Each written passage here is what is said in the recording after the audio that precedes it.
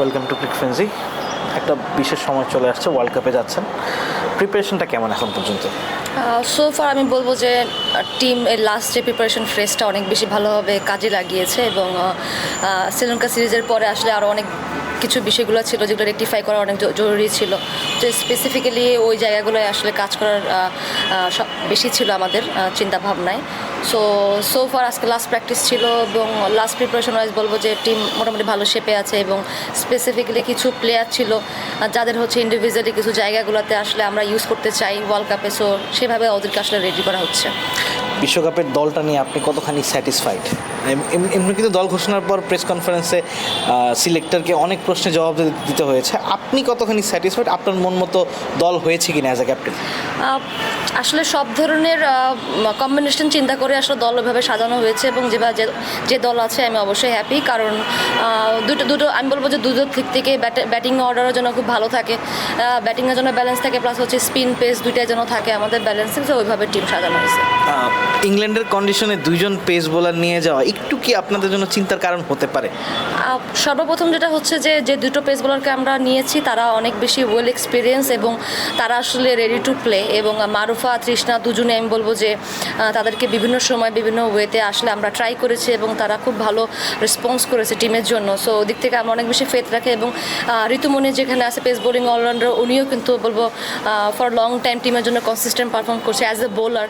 So আমি মনে করি যে ওই কন্ডিশনে যদি আমরা দুটো পেস বোলার এবং সাথে যদি একটা অলরাউন্ডার আমরা খেলাতে পারি তো ডেফিনেটলি টিমের জন্য ইম্প্যাক্টফুল হবে। 5+ স্টার রেটিং প্রাপ্ত দেশের সর্বোচ্চ বিদ্যুৎ সাশ্রয়ী ওয়ালটন এসি স্মার্ট কমফোর্ট এখন নেক্সট লেভেলে। প্রেস কনফারেন্সে যেদিন দল ঘোষণা করা হলো সেদিন সাউথ আফ্রিকাকে হারানোর একটা ছক কষার কথা বলা হয়েছে। বাকি দুই টিম পাকিস্তানকেও হারানো পসিবল, আমরা হারিয়েছি। সব মিলিয়ে আফ্রিকাকে নিয়ে আপনারা কি চিন্তা করছেন? 3টা ম্যাচ জিতলেই, 5টার মধ্যে 3টা ম্যাচ জিতলেই ইনশাল্লাহ পরের রাউন্ড। সাউথ আফ্রিকাকে নিয়ে আপনারা কতখানি সিরিয়াস? প্রথমত দেখেন, আমি মনে করি যে টুর্নামেন্টে ইম্পর্টেন্ট হচ্ছে ম্যাচ বাই ম্যাচ যাওয়া। সো ফার্স্ট ম্যাচ আমাদের নেদারল্যান্ডের সাথে, সো ওটা নিয়ে আমরা প্রথমে ফোকাস করবো ডেফিনেটলি, এবং আমরা স্টার্ট করতে চাই টুর্নামেন্টটা ভালো একটা নোট দিয়ে, এবং বাকিগুলো আসলে ওই মোমেন্টাম যদি আমরা একটা ভালো পিক করতে পারি ফার্স্ট ম্যাচের পরে সেটা অনুযায়ী আসলে ওইভাবে আসলে ম্যাচ বাই ম্যাচ আসলে প্ল্যান করা যাবে। স্পেসিফিক্যালি একদম যে বলবো যে সাউথ আফ্রিকা নিয়ে একটা প্ল্যান আছে এটা না, কারণ পার্টিকুলার ডেটা অনেক বেশি ইম্পর্টেন্ট থাকে, কারণ যে বেটার ক্রিকেট খেলবে আমার কাছে মনে হয় সাউথ আফ্রিকার, আমরা যেহেতু এর আগেও সাউথ আফ্রিকার সাথে আমাদের ভালো ক্রিকেট খেলার অভিজ্ঞতা এবং ম্যাচ জেতারও অভিজ্ঞতা রয়েছে। সো সেই দিক থেকে ওই পার্টিকুলার ডেটাতে যদি আমরা ভুল কম করি এবং আমরা আমাদের সেরা ক্রিকেটটা খেলতে পারি, so not only south Africa, আরও যে অপোনেন্টগুলো আছে আমাদের গ্রুপ পর্বে, তো ওদের সাথে আসলে ভালো খেলা এবং ম্যাচ জেতার সম্ভাবনা বেড়ে যাবে। আপনি বিগত 5 বছরের কনসিস্টেন্ট পারফর্মার ন্যাশনাল টিমের, লাস্ট 2-1টা সিরিজ একটু আপস অ্যান্ড ডাউনস গিয়েছে, আপনার কাছে কী মনে হয় লাস্ট 5 বছরের পারফরমেন্স মানুষ 2-1টা সিরিজের কারণে ভুলে গিয়েছে বা জিনিসটা মনে করতে পারছে না? না, এরকম কোনো বিষয় না। আমি মনে করি দেখেন, আমরা প্লেয়ার যখন আমরা ভালো খেলি তখন মানুষ সেটা প্রেস করে, যখন আসলে আমরা ভালো খেলি না বা আপ্রদামান, কারণ তারা আমাদের কাছ থেকে এক্সপেক্ট করে, যখন খেলি না তখন আসলে সমালোচনা করে। আমার কাছে মনে হয় দুটো নেওয়ার সক্ষমতাই আমার আছে। তারা আসলে এর জন্যই এরকম ফিল করে, কারণ তারা এক্সপেক্ট করে। সো আমি এটাকে পজিটিভভাবেই নেই, কারণ আমার কাজ হচ্ছে দলের জন্য রান করা। যখন আমি রান করবো না তখন আসলে সমালোচনার শিকার হবে, এটা স্বাভাবিক। বাট আমিও হার্ডওয়ার্ক করছি। আমার যে জিনিসগুলো ল্যাক করছিল হয়তো বা 6 মাস আগে একটা কনসিস্টেন্সি ছিল, বা লাস্ট T20 যে কোয়ালিফায়ারে লাস্টে এসে রান করছি, লাস্ট শ্রীলঙ্কা সিরিজে হয়তো বা ওইরকমভাবে আমার পারফর্ম করতে পারিনি, সেই জিনিসগুলো আসলে ওভারকাম করে কীভাবে নেক্সট যে ট্রাই ন্যাশনাল সিরিজ আছে ওখান থেকে স্টার্ট করে আমার কাছ থেকে আসলে টিম যেটা ডিমান্ড করে বা আমি যা করে আসছি ওভার দ্য ইয়ার, সেটার জন্য আমি আসলে ডেলিভার করতে পারি টিমের জন্য। আপনার কিছু ইনজুরি ইস্যুসও আছে, সেগুলো ম্যানেজ করে খেলতে হবে। এখন কি একটু কঠিন মনে হচ্ছে বা একটু নিজেকে ম্যানেজ করে চলাটা, ক্যাপ্টেন্সি করার, মানে সব মিলিয়ে নিজেকে একটু প্রেশার ফিল হয়? বাট বিরাট কোহলির একটা কথা আছে, প্রেশার ইজ প্রিভিলেজ, এটাকে আপনি প্রিভিলেজ হিসেবে নিচ্ছেন? আমি কোনো ইনজুর না, সর্বপ্রথম এটা সব থেকে বড়, আমি ফিট এনাফ, 100% ফিট আছি খেলার জন্য। আর বিশ্বের যে কোনো প্লেয়ারেরই কোনো না কোনো নেগলস থাকে, ছোটোখাটো প্রবলেম থাকে যারা, কারণ প্রত্যেক দিন যখন আমরা প্র্যাকটিস করি কোনো না কোনোভাবে একটা বলের আঘাত আঙ্গুলে লাগতে পারে, পায়ে লাগতে পারে, বা একটু হালকা ক্র্যাম্প হতে পারে, সেটা ঠিক হয়ে যায়।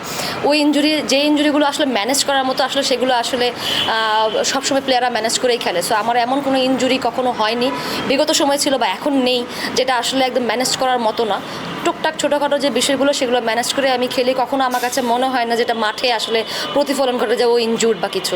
আমি ফিট আনাফ আছি এবং আমি জানি না জিনিসগুলো আসলে কীভাবে নেগেটিভভাবে স্প্রেড আউট হয়েছে, যেটা আমি ইনজুর্ড, আমাকে লং টার্ম পিরিয়ড ধরে হচ্ছে ইনজুরি ক্যারি করে খেলতে হচ্ছে।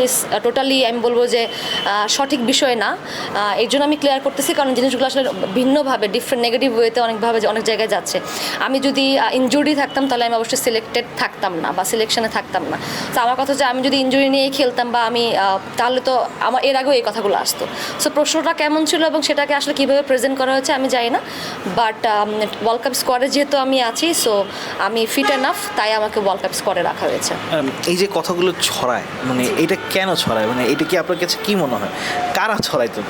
না, এটা নিয়ে আমার আসলে কোনো কিছু আক্ষেপ নেই। যাদের আসলে কারো সবারই বাক স্বাধীনতা আছে, কারো কিছু যদি ভালো না লাগে বা কারো কিছু বলতে ইচ্ছা হয় তারা আসলে তাদের ওই স্বাধীনতা থেকে বলতে পারে। এখানে যেটা আমার কন্ট্রোলে নাই সেটা নিয়ে আমি চিন্তাও করি না, সেটা নিয়ে আমি কিছু বলতেও পারি না। অ্যাজ এ ক্যাপ্টেন ওয়ার্ল্ড কাপে আমরা কি সুপার 4 বা সেমিফাইনালের আশা করতে পারি আপনার কাছ থেকে? যেহেতু খুবই ভালো জায়গায় খেলা, ইংল্যান্ডে খেলা, সো ইংল্যান্ডে গিয়ে কি আমরা সেমিফাইনালে এক্সপেকটেশন রাখছি? সর্বপ্রথম হচ্ছে লাস্টে যখন আমরা টি-20 ওয়ার্ল্ড কাপ খেলেছি আমরা কিন্তু একটা ম্যাচ উইন করেছি, প্রায় হচ্ছে তাও এক যুগ পরে। সো এটা আমাদের জন্য হিউজ একটা মোমেন্ট ছিল। এরপরে আমরা কিছু ভালো ক্রিকেট খেলেছি, বাট তখন আমাদের টিমে ওরকম বলবো যে পারফরমেন্স অভাব ছিল অনেক বেশি, বলে 2-1 প্লেয়ারের প্রতি আমরা অনেক বেশি ডিপেন্ডেবল ছিলাম। বাট নাওয়াডেজ বলবো 2 বছরে আমাদের ভিতরে অনেক পরিবর্তন এসেছে। এখন কিছু প্লেয়ার অ্যাড হয়েছে যারা হচ্ছে অনেক বেশি কনসিস্টেন্ট, টিমের জন্য কন্টিনিউয়াসলি পারফর্ম করছে, লাইক শোভানা আছে, স্বর্ণা আছে। বলবো যে এখন দোলা জয়িতার মতো আমরা হচ্ছে একটা ওপেনার পেয়েছি টিমের ভিতর যারা অনেক বেশি অ্যাটাকিং খেলে। তো সোফার এখন আমি বলবো পারফর্মার অনেক বেশি বেড়ে গেছে টিমের ভিতরে। সো ওই ডিপেন্ডেন্সিটা কিন্তু এখন নাই যে 2-1 প্লেয়ার খেললেই হবে, না হলে নাই। সো এই দিক থেকে আমি অনেক বেশি কনফিডেন্ট এটা এর জন্য, কারণ ভালো ব্যাটিং ফ্রেন্ডলি ট্র্যাকে আমরা যাব। অনেকে বলতেছে যে অনেক বেশি বাউন্স হবে, অনেক বেশি স্কিডে হবে। এগুলো আসলে যে কোনো কন্ডিশন যে কিছু কিছু ছোটো ছোটো চ্যালেঞ্জ তো থাকে, বাট স্টিল আমার কাছে মনে হয় আইসিসি ইভেন্টগুলোতে আমরা অনেক ভালো স্পোর্টিভ উইকেট পেয়ে থাকি। সো আমরা এটা এক্সপেক্ট করতেছি, এবং যেহেতু আমরা ট্রাই নেশন সিরিজটা স্কটল্যান্ডে খেলবো, সেই ক্ষেত্রে আমাদের একটা বড় একটা ধারণা আসতে পারে। বাট আমি মনে করি এই টিমটা এখন বর্তমানে যেভাবে খেলছে এবং কিছু প্লেয়ার যেভাবে কনসিস্টেন্ট পারফর্ম করছে দলের জন্য, সো আমাদের একটা বেস্ট পসিবল ওয়ে থাকবে আসলে নকআউট পর্ব খেলার। আপনার প্রত্যেক ক্যাপ্টেনেরই একটা ওয়ার্ল্ড কাপে গেলে বা বড় ইভেন্টে গেলে একটা বাজির ঘোড়া থাকে। আপনার বাজির ঘোড়াটা কি? আমি বলবো অনেকেই আছে, বাট এখন পর্যন্ত টিমের জন্য অনেক প্লেয়ারাই আসলে কাম আপ করতেছে এবং রেগুলার বেসিস টিমের জন্য খেলার চেষ্টা করতেছে। দুটো নাম আমি বলতে পারি। এক হচ্ছে মারুফা, ডেফিনেটলি, কারণ ওর যে নতুন বলে যে স্ট্রেংথটা, এটা আমাদেরকে অনেক বেশি হেল্প করবে। কারণ ও যদি আমাকে ইনিশিয়ালি পাওয়ার প্লেতে উইকেট 2-1টা নিয়ে দেয়, তো এটা অনেক বেশি চাপের হবে এবং ওকে বিশ্বের যে কোনো টিম এখন কাউন্ট করে, যেটা আমাদের জন্য অনেক পজিটিভ একটা সাইড। এবং ব্যাটিংয়ে আমি বলবো যে শোভানা তো আছে, বাট স্পেশালি যদি স্বর্ণা যদি তার ফ্লোতে খেলতে পারে, কারণ স্বর্ণা যে কাইন্ড অফ আ প্লেয়ার যে আসলে অনেক ভালো রোটেট করে এবং ওর বড় শট খেলার টেন্ডেন্সিটা অনেক বেশি বেটার। সো ও যদি আসলে ক্লিক করে টিমের জন্য, আমার কাছে মনে হয় ম্যাচের যে জেতার যে পরিমাণটা সেটা আমাদের বাড়বে। সবারই একটা ড্রিম থাকে ইংল্যান্ডে খেলা, লর্ডসে খেলা। আপনাদের গ্রুপ পর্বের শেষ ম্যাচটা খুব সম্ভবত, যদি ভুল না করে থাকি, লর্ডসে।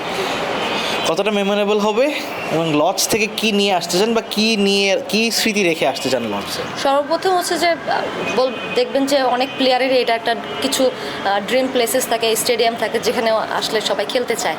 সো ওইটা একটা কাইন্ড অফ আমি বলবো যে স্টেডিয়াম যেখানে অনেকেই আসলে খেলতে চায়, কারণ জিনিসটা এতটাই বলবো যে ফেমাস এবং হিস্টোরিক্যাল একটা প্লেস।